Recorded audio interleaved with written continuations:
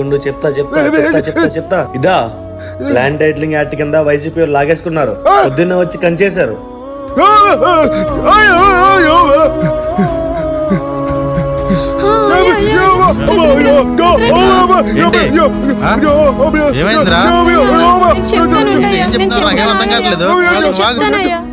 మా తాతల కాల నుంచి ఉన్న ఆస్తి సార్ ఇది. ఏదో ల్యాండ్ టైటిలింగ్ యాక్ట్ అంట. అయ్యా మా పొలంలో ఎవరో కంచె వేశారంట అయ్యా. అయ్యా అయ్యా మీరే అలా అంటే ఎలా అయ్యా? ఉన్నది ఒకటే అయ్యా. ఏమయ్యా?